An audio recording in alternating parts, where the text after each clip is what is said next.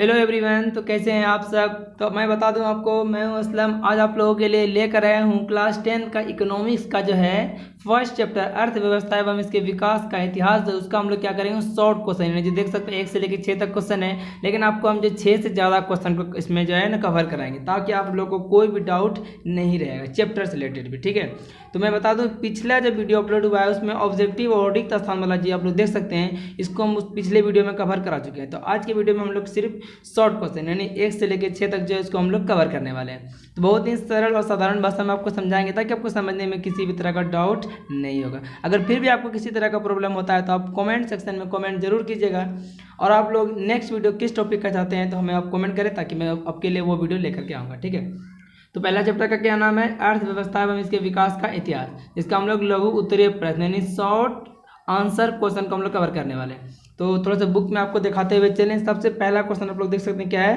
अर्थव्यवस्था किसे कहते हैं। ठीक है, तो हम लोग का यहाँ पे देख सकते हैं लिखा हुआ कॉपी पर, अर्थव्यवस्था किसे कहते हैं। थोड़ा सा लाइट प्रॉब्लम आ गया तो उसके लिए माफी चाहूँगा। क्या है पहला क्वेश्चन हम लोग का, अर्थव्यवस्था किसे कहते हैं। ठीक है, तो पहले परिभाषा इसको पढ़ देते हैं, उसके बाद हम लोग इसको आपको क्या करेंगे समझाएंगे। अर्थव्यवस्था आर्थिक क्रियाओं का एक ऐसा संगठन है जिसके अंतर्गत लोग कार्य करके अपना जीवन यापन करते हैं। कहने का मतलब हो गया कि बहुत आर्थिक क्रिया, अर्थव्यवस्था जो आर्थिक क्रिया क्या होता है, जो वर्तमान में हम लोग जिससे पैसा कमा रहे हैं। अब ऐसा कोई जरूरी नहीं है कि आदमी एक ही तरह का काम करके पैसा कमाए, मजदूरी ही करे, कोई हो सकता है कि कोई और काम करने लगे जिससे उससे पैसा मिल जाए। तो कहने का मतलब एक ऐसा संगठन यानी एक समूह बना दिया जाए जिससे लोग कोई सा भी काम करके जो पैसा कमाता है ना, और कमा करके उससे क्या करता है, अपना जीवन यापन करता है, यानी कि अपना जीवन यापन करते हैं, उसे हम लोग क्या करते हैं, अर्थव्यवस्था कहते हैं। एक बार फिर से समझा देते हैं, अर्थव्यवस्था आर्थिक क्रियाओं का एक ऐसा संगठन है जिसके अंतर्गत लोग कार्य करके अपना जीवन यापन करते हैं, उसे हम लोग क्या कहते हैं, अर्थव्यवस्था कहते हैं। ठीक है, नीचे का बुलेट थोड़ा सा देख लीजिए क्या है, अर्थव्यवस्था समाज की सभी आर्थिक क्रियाओं का योग है। कहने का मतलब अर्थव्यवस्था जिसको हम लोग बोलते हैं समाज की सभी आर्थिक क्रिया, मतलब समाज के अंतर्गत रह करके जितने भी लोग मतलब जितना भी तरह का कार्य करते हैं वो सभी को हम लोग क्या बोलेंगे, अर्थव्यवस्था का योग है, मतलब जोड़ है। ठीक है, उसके बाद दूसरा क्वेश्चन हम लोग थोड़ा पहले आपको बुक में दिखा देते हैं, क्या है मिश्रित अर्थव्यवस्था क्या है। ठीक है, तो मिश्रित अर्थव्यवस्था क्या हम लोग उसको देखेंगे। सबसे पहला क्या है, वैसी, इसका जो आंसर है वैसी अर्थव्यवस्था जिसके उत्पादन के साधनों का स्वामित्व। कहने का मतलब जो भी, कहने मतलब आपके पास जो भी प्रॉपर्टी वगैरह है या जो संपत्ति है, ठीक है, उससे रिलेटेड ये जिसके उत्पादन के साधनों का स्वामित्व एवं संचालन देश के सरकार एवं निजी व्यक्ति के पास हो, सिर्फ मिश्रित अर्थव्यवस्था कहते हैं। कहने का मतलब हो गया आपका जो संपत्ति है आपके साथ साथ उस पर सरकार का अधिकार है। ठीक है, तो वही लिखा गया है जिसका स्वामित्व एवं संचालन देश की सरकार एवं निजी व्यक्ति दोनों के पास रहता है। ठीक है, के पास हो, कहने का मतलब कि दोनों के पास हो, तब हम लोग ऐसी अर्थव्यवस्था को क्या बोलेंगे, मिश्रित अर्थव्यवस्था। ये क्वेश्चन बहुत ही वीवीआई है और बहुत ही ज़्यादा एग्जाम में पूछा था। ये जो आपका यहाँ पे पॉइंट लिखा गया जैसे जो है, जैसे में भारत, तो ये बहुत ही इंपॉर्टेंट है। हमको लगता है कि इसे मतलब अगर मेरे अनुसार देखा जाए तो हर 1 से 2 साल को अगर मतलब 1 साल छोड़कर दूसरा साल पूछ ही रहा है, तो इसलिए ये पॉइंट और क्वेश्चन बहुत इंपॉर्टेंट है। इसको आप लोग जो है एकदम रट ही लीजिएगा पूरा, चाहे कुछ भी हो जाए, भूलना नहीं है। तो पूछा था क्वेश्चन कैसे कि निम्नलिखित में से किस देश में मिश्रित अर्थव्यवस्था है, तो क्या हो जाएगा आपका आंसर, भारत हो जाएगा। ठीक है, आई होप कि आपको इसको पूरा क्लियर तरीके से समझ गए होंगे, कोई भी डाउट आप लोग को नहीं रहा होगा। ठीक है, तो तीसरा क्वेश्चन हम लोग का पहले आपको जो है बुक में दिखा देते हैं। तीसरा क्वेश्चन आपका देख सकते हैं क्या है, सतत विकास क्या है। ठीक है, तो हम लोग यहाँ देख सकते हैं, इसका आंसर को पढ़ रहे हैं, वैसा विकास जो पहले पढ़ लेते हैं उसके बाद आपको समझाएंगे। ठीक है, वैसा विकास जो जारी एवं टिकाऊ बना रह सके। सतत विकास में न केवल वर्तमान पीढ़ी बल्कि भावी मतलब होता है भविष्य, ठीक है, पीढ़ी के विकास को भी ध्यान में रखा जा सके, तो ऐसे विकास को सतत विकास कहते हैं। ठीक है, अब इसको समझते हैं, वैसा विकास जो जारी रह सके, कहने मतलब ऐसा अगर ऐसा ना हो कि आज काम मिला कल काम नहीं मिले, ऐसा वाला नहीं, लगातार काम मिलते रहे। ठीक है, तो वही बोला गया, वैसा विकास जो जारी एवं टिकाऊ बना रह सके, यानी लंबे समय तक उससे विकास हो। सतत विकास में न केवल वर्तमान पीढ़ी, ऐसा नहीं कि हम लोग आज कमाएं, जितना भी कमाएं आज कमा के उसको खत्म कर देते, ऐसा वाला नहीं, उसको जो है उनकी भावी पीढ़ी जिसको बोलते हैं भविष्य पीढ़ी के विकास को भी ध्यान में रखा जा सके। कहने मतलब भविष्य में जो हम लोग आगे चल के जमा पूंजी बचा के रखते हैं ना, वो भविष्य के लिए रखते हैं। ठीक है, तो उसको भी ध्यान में रखा जा सके, तो ऐसे विकास को ही हम लोग क्या बोलते हैं, सतत विकास को कहते हैं। ये क्वेश्चन भी बहुत इंपॉर्टेंट है। आप लोग अगर देखिएगा आर्ट्स पेपर का, सोशल साइंस का अगर आप क्वेश्चन बैंक दिखेगा है, तो फिर क्वेश्चन पेपर जो एग्जाम में हुआ हो तो आप देखिएगा कि हर एक 1 से 2 साल में ये क्वेश्चन जो है बार बार रिपीट होते रहा है। ठीक है, तो चलिए हम आपको जो है ना चौथा नंबर क्वेश्चन थोड़ा सा दिखा दें आपको। आपके पहले बुक में देख लीजिए, पहला क्या है, आर्थिक नियोजन क्या है। ठीक है, आर्थिक नियोजन क्या है, पहले हम लोग इसका आंसर कर लेते हैं, उसके बाद जो हम लोग आगे बढ़ेंगे। तो क्या है, राष्ट्र के प्राथमिकताओं के अनुसार देश के साधनों का विकास की विभिन्न में नियोजित एवं समन्वय उपयोग करना ही आर्थिक नियोजन कहलाता है। कहने का मतलब मेरे पास जो साधन है उसी से हम लोग क्या करेंगे, पहले विकास की प्रक्रिया को अपनाएंगे, उसी को हम लोग बोलते हैं आर्थिक नियोजन। ठीक है, इसको भी आप समझ गए होंगे। चौथा नंबर क्वेश्चन देखिए, ये क्वेश्चन जो चौथा नंबर जो क्वेश्चन था वो उतना कोई खास है नहीं, लेकिन फिर भी पूछ लेता है। आगे 5 नंबर में मानव विकास रिपोर्ट क्या है। मानव विकास रिपोर्ट क्या है, तो हम लोग पहले उसको पढ़ लेते हैं, उसके बाद हम लोग आगे बढ़ेंगे।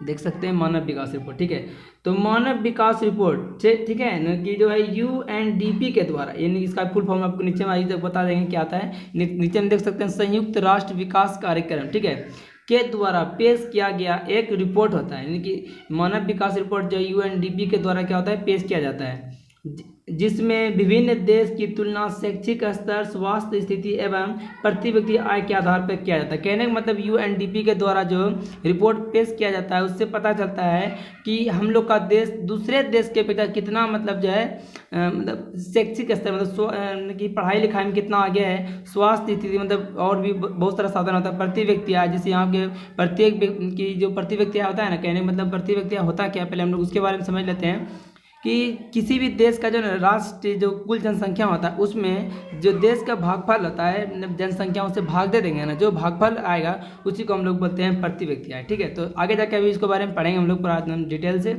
तो कहने का मतलब हो गया कि मानव विकास रिपोर्ट जो है UNDP के द्वारा पेश किया जाता है, जिसका हम लोग क्या बोलते हैं हिंदी में, संयुक्त राष्ट्र विकास कार्यक्रम, जिसके द्वारा हम लोग को पता चलता है कि हम लोग शिक्षा में, स्वास्थ्य में, प्रति व्यक्ति आय में कितना हम लोग देश क्या कर रहा है, हम लोग का देश विकास कर रहा है। ठीक है, आगे हम लोग का देख सकते हैं 5 इनकी छठा नंबर क्वेश्चन क्या है, आधारिक संरचना पर प्रकाश डालें। आधारिक संरचना के बाद भी आपको क्वेश्चन करने के लिए मिलेगा, हमको अब बोले थे आपको शुरू में ही आपको हम कि उससे ज़्यादा क्वेश्चन आपको यहाँ पर कराएंगे। ठीक है, बुक से रिलेटेड जो अंदर में है भी। तो आधारिक संरचना पर प्रकाश डालें।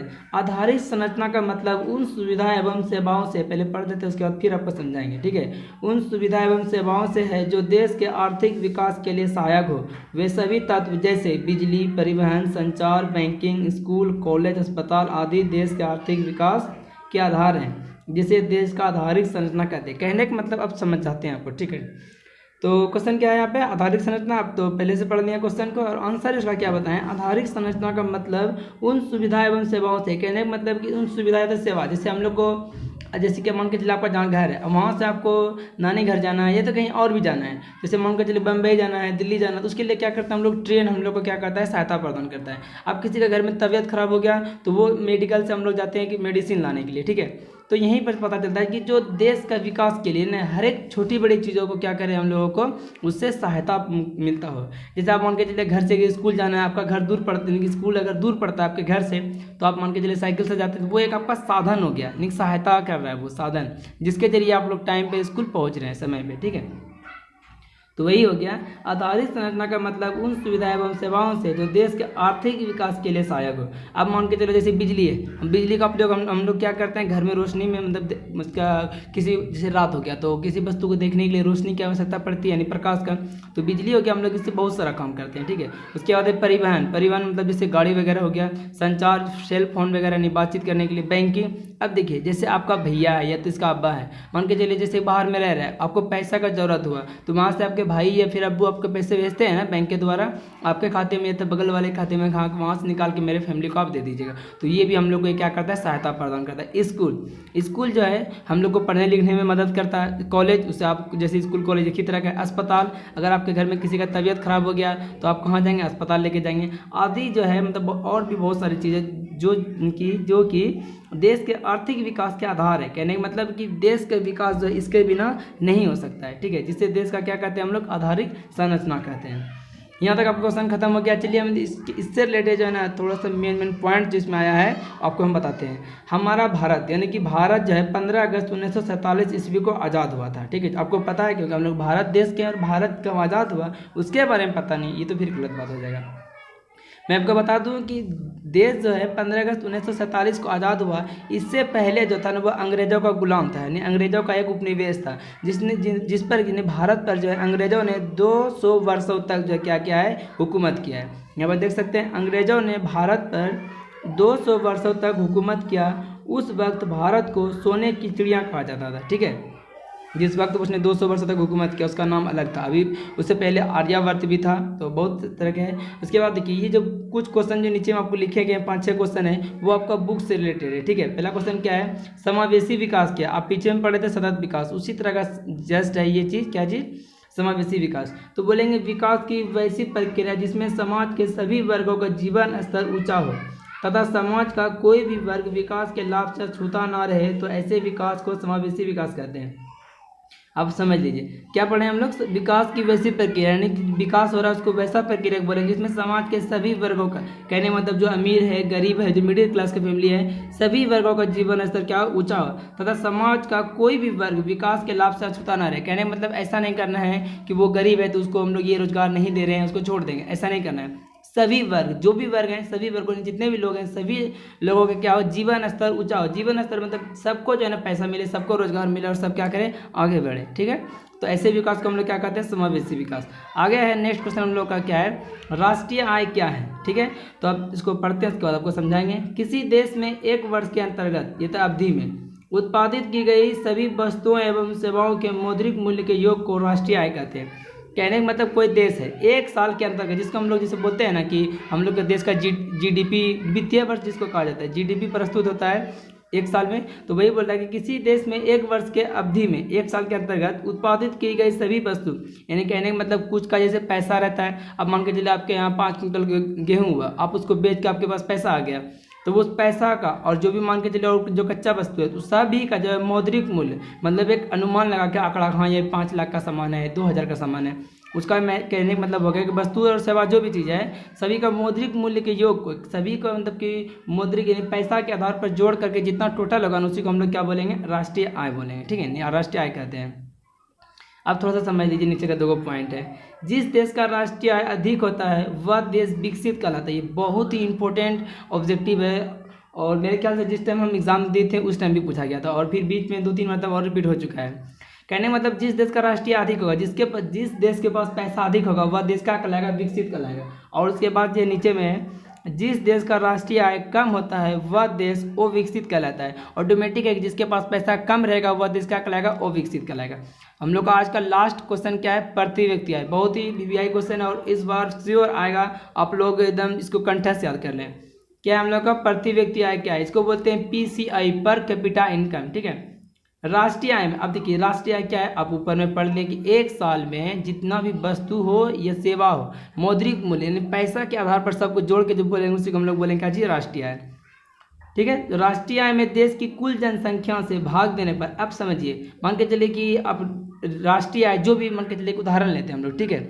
अब पता चला कि हम लोग को जो है ना कि देश का राष्ट्रीय आय 100 रुपया है, समझाने के लिए कहा ही ला रहा है उसको, हटा उधर से, यहाँ देखो जितना कि अब किसी देश का राष्ट्रीय आय 100 रुपया है, ठीक है। और उसमें रहने वाले लोग जो हैं मान के चलिए 4 है, 4 से इसमें भाग दे देंगे तो पता चलेगा कि प्रत्येक व्यक्ति पर कितना रुपया आया, 25 रुपया आया। इसी को हम लोग बोलते हैं प्रति व्यक्ति आय, ठीक है।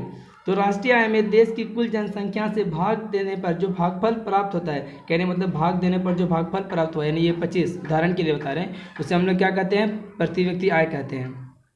प्रति व्यक्ति आय का एक फॉर्मूला आप लोग याद रख सकते हैं, क्या है, राष्ट्रीय आय मतलब कि राष्ट्र की आय बटे कुल जनसंख्या, यानी उसी देश का कुल जनसंख्या से भाग देने पर जो आपका कि जो आपका आएगा वैल्यू, उसी को हम लोग क्या बोलेंगे, उसी को हम लोग बोलेंगे पीसीआई, पर कैपिटा इनकम, यानी कि प्रति व्यक्ति। आई होप कि आपको वीडियो अच्छा लगा होगा। अगर वीडियो अच्छा लगा और अगर वीडियो समझ में आया तो वीडियो को सबसे पहले तो आप लाइक कर दीजिए और इसी तरह के वीडियो के लिए चैनल को सब्सक्राइब भी कर दीजिए ताकि मैं जैसे ही वीडियो अपलोड करूं आप तक इसका नोटिफिकेशन जाए, ठीक है।